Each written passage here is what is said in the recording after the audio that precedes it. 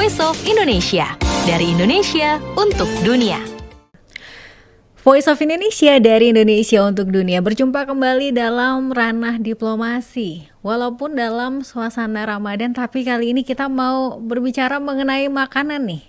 Karena berbicara mengenai kuliner, makanan Indonesia itu sudah terbukti kelezatannya. Mulai dari rendang, kemudian ada pisang goreng, soto, sudah mendapatkan predikat sebagai makanan-makanan terlezat di dunia. Tapi seberapa populer sih makanan Indonesia di Namibia?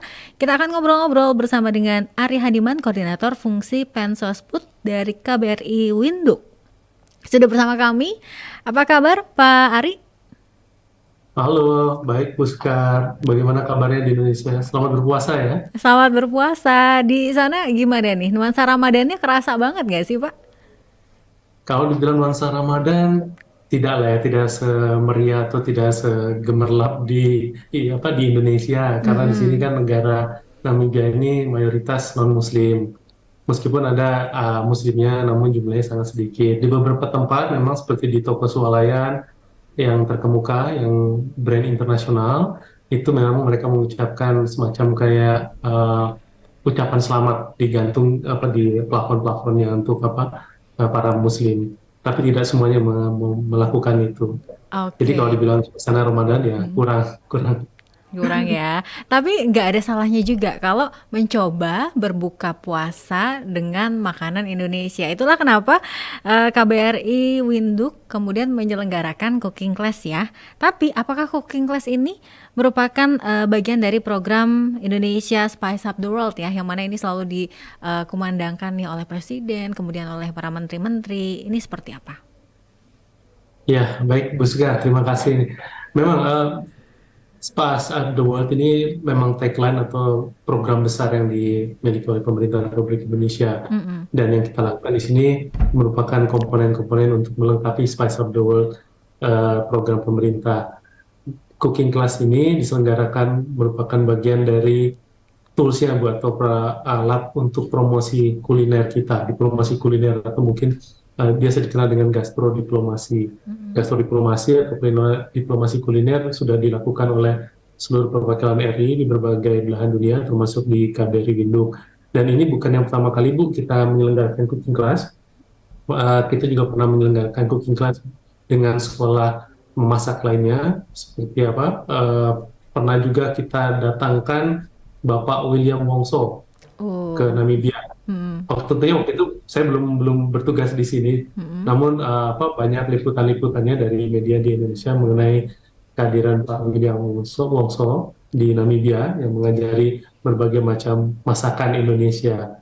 Begitu, dan memang seperti tadi Ibu bilang, kalau cooking class ini selain ada manfaat atau tujuan untuk merekatkan hubungan antar masyarakat atau people to people relations, tapi juga kita juga mencari manfaat ekonominya atau economic benefitnya. Kita harapkan orang-orang menyukai masakan Indonesia, mereka mencari bumbu-bumbu masakan Indonesia, sehingga menggerakkan para importir Namibia untuk mengimpor, membawa masuk bumbu-bumbu atau masakan-masakan dari Indonesia. Oke, berarti sudah datang William Wongso nih, pakarnya membuat rendang. Jadi makanan Indonesia bisa dibilang sudah dikenal gitu ya. Seperti apa popularitasnya Pak di sana?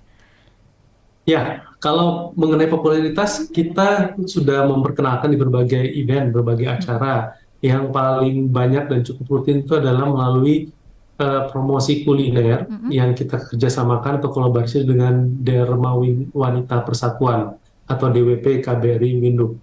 Dharma Wanita Persatuan KBRI Windhoek ini kerap kali mengikuti berbagai kegiatan bazar atau acara-acara pameran promosi. Di situ mempromosikan masakan-masakan Indonesia, antara lain ada gorengan-gorengan, spring roll, bakwan, risoles, martabak, mie goreng, sate ayam, bahkan pernah kita coba pamerkan bolu kukus, dan tentunya juga teh manis ala Indonesia itu kita promosikan di berbagai event.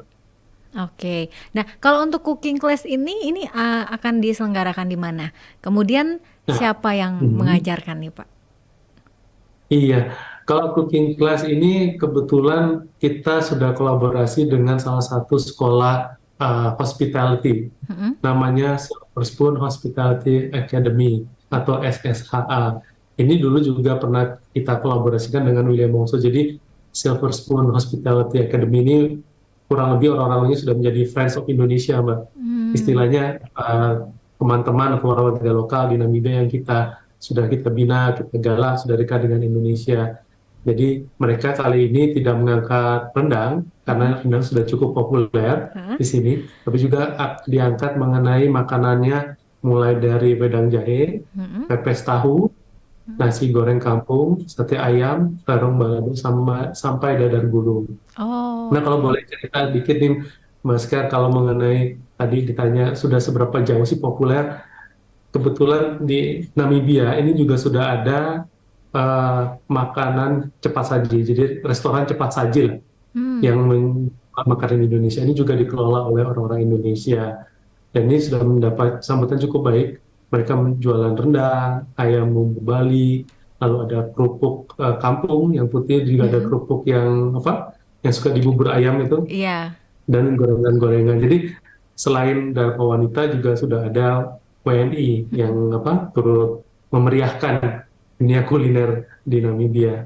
Oke, dan itu yang makan di sana nggak cuma orang-orang Indonesia aja ya, Pak ya, tapi juga masyarakat Iya, lokal di sana ya. benar, benar.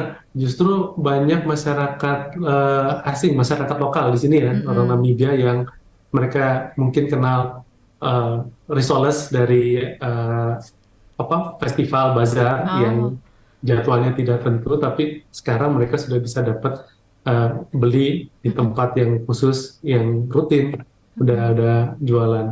Oke, tapi kembali lagi ke cooking class-nya ini, eh, lumayan ini ya, makanan-makanannya tuh lumayan, mungkin kalau untuk yang sekolah di memasak gitu ya nggak terlalu, tapi ada semacam wedang jahe, kemudian tadi ada dadar gulung. Itu susah nggak sih mencari bahan-bahannya karena kan agak berbeda barangkali ya?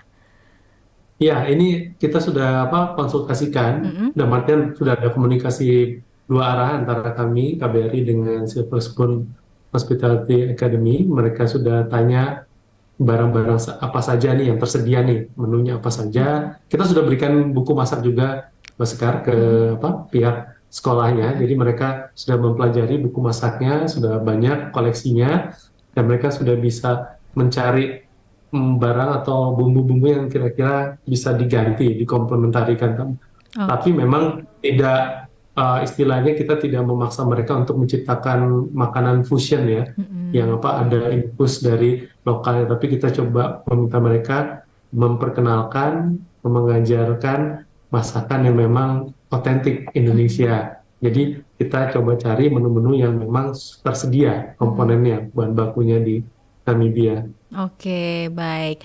Tapi, dengan berbagai upaya-upaya melalui gastrodiplomasi ini, apakah ada tujuan juga mungkin untuk meningkatkan, nilai import gitu ya, akan misalkan produk-produk makanan instan Indonesia, atau mungkin juga, rempah-rempahnya, ada ke arah situ juga ya, Pak, ya? Betul, betul. Memang ada arah ke sana dan ini bukan yang pertama kali kita coba kawinkan ya Mhm. manfaat ekonomi dengan manfaat sosial budaya. Tadi kita mau memperkenalkan Mhm. budaya kita.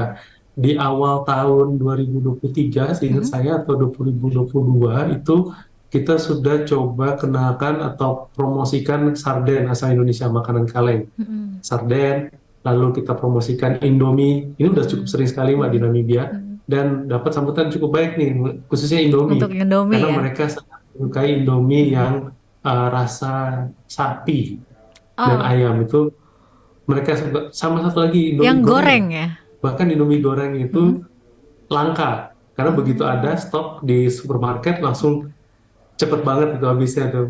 Dan Oh, importernya sekarang saya dengar mau mencoba masukkan Indomie rasa pedas ya, Indomie heeh. goreng pedas apa sehingga saya Oke, begitu. jadi Memang jadi kontekstualnya tidak hanya promosi untuk sosial budaya, tapi juga untuk memperoleh manfaat ekonominya juga. Jadi promosi produk Indonesia ada mhm. betul. Oke, baik. Nah, ini Indomie memang selalu di hati ya. Bahkan saya pernah dengar nih di beberapa negara Afrika, Indomie bahkan sebagai gimmick gitu ya untuk meningkatkan angka vaksinasi di sana. Nah, apakah ini juga di Namibia ini si Indomie ini begitu populer, Pak? Kalau untuk popularitas belum setinggi seperti Mm-mm. di eh, Nigeria atau di Ah, ah. negara lain, ya, tapi dikenal ya, karena kan ada banyak beberapa mie instan lainnya, produk Mm-mm. lainnya. Tapi Indomie ini pangsa pasarnya cukup baik di sini, karena mereka terus dibilang semacam punya penggemar begitu Mbak. Dan harganya di sini kalau saya lihat Indomie memang relatif bersahabat ya dibandingkan merek-merek lain. Yang mungkin dari Korea, dari Singapura, atau dari Malaysia itu juga ada dari negara-negara itu Mbak. Oke, jadi untuk angkanya semakin meningkat gitu ya, Pak ya, dari tahun ke Betul, tahun betul. ya. Mm-mm. Iya, jumlah Oke. impornya terus meningkat. Mm-mm. Oke, kalau untuk makanan-makanan snack-snack Indonesia kan juga banyak di ekspor juga tuh ya Pak ya, seperti misalkan apa permen Kopiko itu yang banyak di drama Korea dan lain Nah, sebagainya. iya, Eh, benar. dan apa snack-snack, Iya, biskuit-biskuit begitu juga ya? betul. Saat ini kita sudah masuk beberapa produk yang Mm-mm. makanan ringan ya. Mm-mm. Antara lain permen jahe waktu itu sudah ada. Mm-mm. Lalu baru-baru ini ada importir yang membawa masuk produk biskuit Coca-Cola namanya. Saya Oh lupa. ya. Boleh nyebut merek nggak nih di Iya sini? iya iya ya. Tapi apa? Ini semua berkat ini juga Mbak. Apa? Kita membawa importir Namibia, pebisnis Mm-mm. Namibia ke acara Trade Expo Indonesia. Dan Iya. di acara Trade Expo Indonesia itu mereka bisa lihat produknya, bisa merasakan langsung, bisa langsung bernegosiasi, berdiskusi dengan produsennya di Indonesia.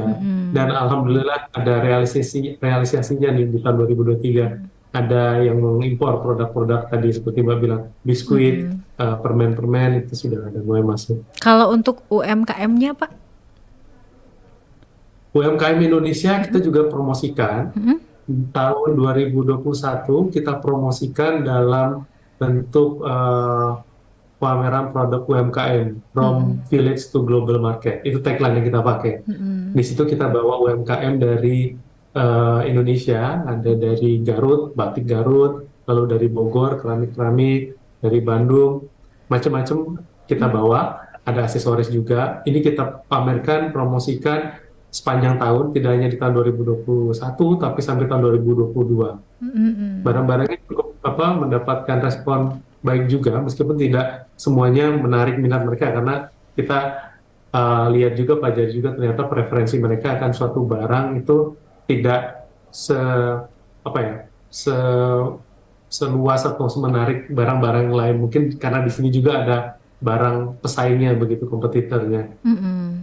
Oke, baik. Ini seru banget ngobrolin makanan-makanan Indonesia yang ternyata nggak cuma dicintai di dalam negeri, tapi juga jauh-jauh di Namibia ternyata bisa diterima gitu ya oleh lidah orang-orang di sana. Nah, terakhir Pak Ari mungkin ada harapan atau juga closing statement terkait dengan gastro apa tadi istilahnya gastro diplomasi ini ya. Mm-mm. Diplomasi ya. Ya.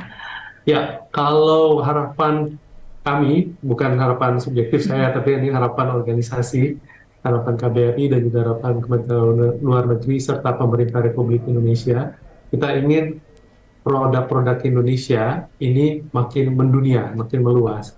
Kita sudah kenal tempe yang mendunia, lalu tadi Mbak sudah sempat singgung mengenai rendang, dan kita sekarang ingin lebih memperluas lagi ke bumbu-bumbu, karena bumbu-bumbu Indonesia ini sejak dari zaman dahulu kala, kita tentu ingat dalam pelajaran-pelajaran sejarah kita diberitakan bahwa Indonesia ini merupakan ladangnya rempah-rempah, bumbu-bumbu.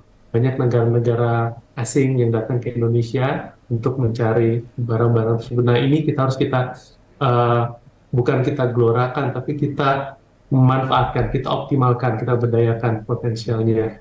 Sehingga tidak hanya memperkenalkan Indonesia dari aspek yang sudah matang, sudah ajak misalnya dalam hubungan kenegaraan, tapi juga lebih memperkuat dari aspek sosial budayanya lewat kuliner, diplomasi yang nanti kita harapkan bisa mendukung program pemulihan ekonomi, mendatangkan manfaat ekonomi bagi pemerintah Indonesia. Oke, baik. Terima kasih sekali lagi untuk Bapak Ari Hadiman, Koordinator Fungsi Pensosbud KBRI Winduk. Semoga dengan segala giat baik yang dilakukan nih, nanti ke depannya wedang jahe, bolu, kemudian cengkeh dan bumbu-bumbu rempah-rempah Indonesia semakin terkenal dan semakin populer di Namibia. Terima kasih, Terima Pak. kasih. Voice of Indonesia, dari Indonesia untuk dunia.